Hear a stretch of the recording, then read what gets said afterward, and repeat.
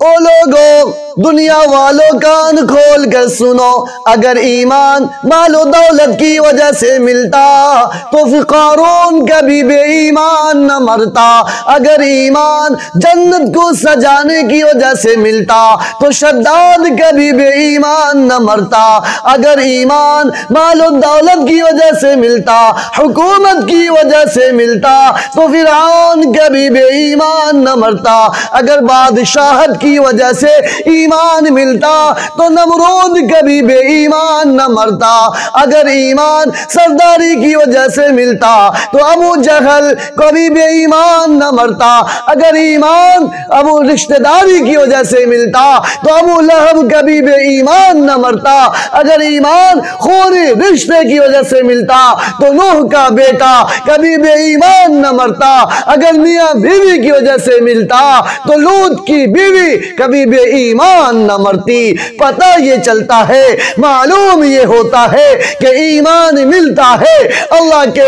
فضل سے، ایمان ملتا ہے اللہ کے کرم سے، ایمان ملتا ہے اللہ کے احسان عظیم سے۔ ایمان شہرت سے نہیں ملتا، ایمان عزت سے نہیں ملتا، ایمان زلال سے نہیں ملتا، ایمان مال و دولت سے نہیں ملتا، ایمان شہرت سے نہیں ملتا، حسب و نسب سے نہیں ملتا، برادری سے نہیں ملتا، رشتہ داری سے نہیں ملتا، ایمان کی دولت اللہ فضل سے عطا کرتا ہے، ایمان کی دولت اللہ اپنے کرم سے عطا کرتا ہے، ایمان ہر ایک کو نہیں ملتا۔ ایمان کوئی معمولی چیز ہے؟ عمر فاروق رضی اللہ تعالی عنہ نے ارشاد فرمایا کہ جب مجھ پر مصیبت آتی ہے تو میں اللہ کے 3 شکر ادا کرتا ہوں۔ بولو کتنی؟ بولو بھائی کتنی؟ 3 مرتبہ شکر ادا کرتا ہوں۔ لوگوں نے معلوم کیا کہ عمر فاروق اللہ کی نعمت ملتی ہے تو شکر ادا کرنا معلوم ہوتا ہے، پتہ چلتا ہے کہ ہاں نعمت پر شکر ادا کرنی چاہیے، اور آپ کہہ رہے ہیں کہ مصیبت آنے پر اللہ کا شکر ادا کرتا ہوں، کیسے بتلائیے؟ ذرا سمجھائیے۔ عمر فاروق رضی اللہ تعالی عنہ نے فرمایا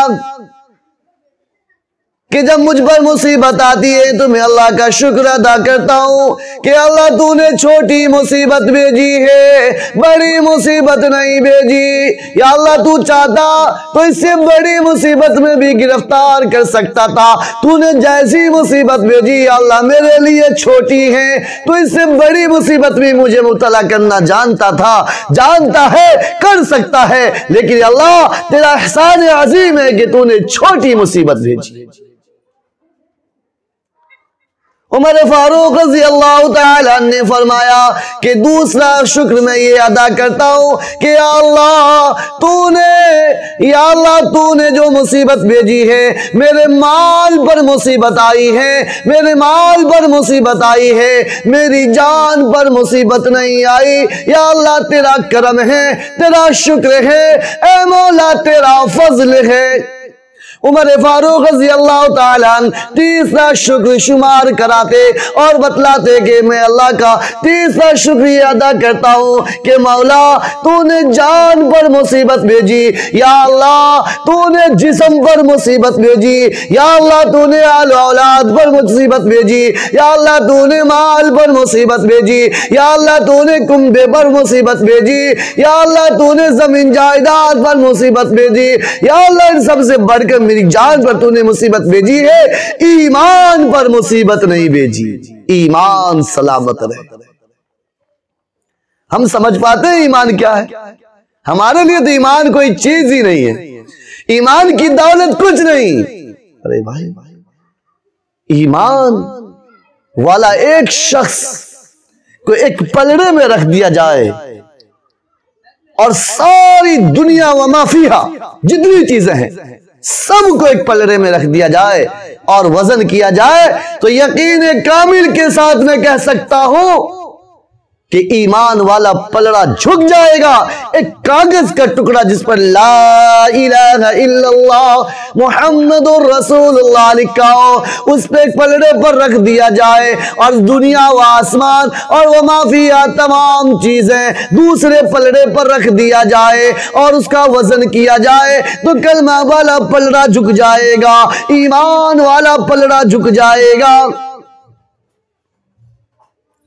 یوم تر المؤمنین والمؤمنات یسعی نورہم بین ایدیہم وبایمانہم،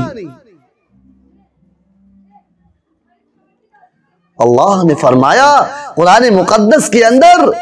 کہ اس دن ایمان کا نور اپنے دائیں طرف دیکھیں گے، اپنے بائیں جانب دیکھیں گے، پل صراط کے راستے پر جب ایمان والا پار کر رہا ہوگا، پل صراط کو عبور کر رہا ہوگا، پل صراط کے راستے سے گزر رہا ہوگا تو یہ ایمان کی دولت، نماز کی دولت، قرآن کی دولت اس کا نور بنے گا اور اس کے عوض میں ایک ایمان والا پل صراط کے راستے کو طے کر لے گا، اور جو ایمان والا نہیں ہوگا نا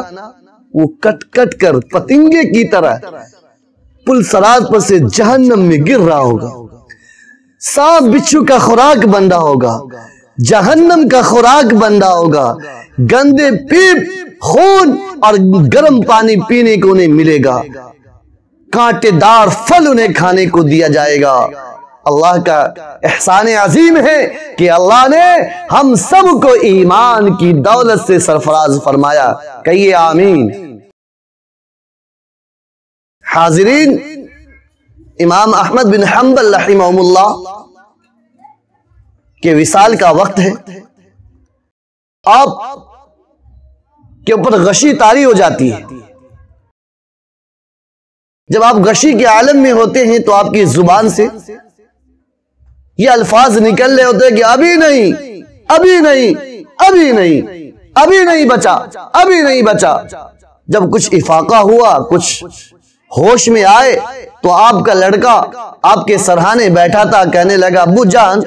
جب لوگ مرتے ہیں آخری وقت آتا ہے تو اس کی زبان پر کلمہ شہادت جاری ہوتا ہے، کلمہ طیب جاری ہوتا ہے۔ اللہ ابا حضور، اور آپ کیا کہہ رہے تھے کہ ابھی نہیں، ابھی نہیں، ابھی نہیں، آخر یہ کیا معاملہ ہے، یہ کیا ماجرا ہے، ذرا بتلائیے۔ امام احمد بن حنبل نے فرمایا کہ اس وقت میرا اور شیطان کا مقابلہ ہو رہا تھا، شیطان مجھ سے کہہ رہا تھا کہ امام احمد بن حنبل تو اپنے علم کی وجہ سے مجھ سے بچ گیا، میرے حسین جالوں سے بچ گیا، تیرا ایمان میں سلب نہ کر سکا، تیرا ایمان میں چھین نہ سکا، تیرا ایمان کو میں ختم نہ کر سکا، حالانکہ تجھ سے پہلے نہ جانے کتنے لوگوں کے ایمان کو میں نے سلب کیا ہے، تجھ سے پہلے نہ جانے کتنے لوگوں کے ایمان کو میں نے چھین لیا ہے۔ اے امام احمد بن حنبل تو مجھ سے بچ گیا، تو میرے ہاتھ سے نکل گیا۔ امام احمد بن حنبل نے فرمایا کہ میں اس کے اس جواب میں کہہ رہا تھا کہ میری سانسیں چل رہی ہے، میری سانسیں چل رہی ہے، اس لیے میں ابھی تیری جال سے نہیں بچا، تیرے مکر سے نہیں بچا، تیرے چال سے نہیں بچا، میں ابھی تیرے جال میں ہوں۔ اللہ میری حفاظت فرمائے، ہم سب کی حفاظت فرمائے، تمام ایمان والوں کا خاتمہ ایمان پر فرمائے۔ یہ ایمان بہت بڑی دولت ہے، بہت بڑی دولت ہے۔ ایمان کے صدقے ایک نہ ایک روز ہر ایمان والا اپنی سزا پانے کے بعد جنت کا مستحق ہو جائے گا۔ ہر ایمان والے کو جنت مل کر رہے گی، اور رائے کے دانے کے برابر بھی ایمان بچا کر لے جاتا ہے تو ضرور بھی ضرور وہ جنت میں داخل ہوگا۔ مثال دے کر اپنی بات ختم کر دیتا ہوں۔ جس طریقے سے دنیا میں کوئی قانون کا النگھن کرتا ہے، کوئی اپرادھ کرتا ہے، سمویدھان کا النگھن کرتا ہے، قانون کو ہاتھ میں لے لیتا ہے تو شاسن اور پرشاسن اسے سزا سناتی، اور وہ سزا کاٹ لینے کے بعد اسے رہا کر دیا جاتا ہے، اسے چھوڑ دیا جاتا ہے، چونکہ جو اس کا سزا تھا قانونی اعتبار سے اسے بھگت لینے کے بعد اسے آزاد کر دیا جاتا ہے، چھوڑ دیا جاتا ہے، ٹھیک اسی طریقے سے کہ ایمان والا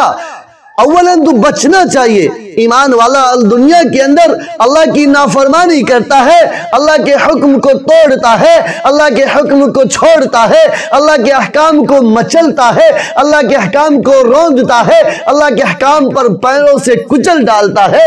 اس سے پرہیز کریں، گناہ کرتا ہے، اس گناہ کا سزا اسے مل کر رہے گی، جہنم میں جائے گا، لیکن ایمان کی وجہ سے سزا کاٹ لینے کے بعد پھر اسے اللہ جنت بھی عطا کرے گا، پھر اسے اللہ جنت میں داخل کرے گا، آب حیات میں جائے گا، آب زمزم حوض کوثر پر جائے گا، ہر چیز اسے عطا ہونے والی ہے، ملنے والی ہے۔ شرط یہ ہے کہ ایمان اس کا محفوظ ہو،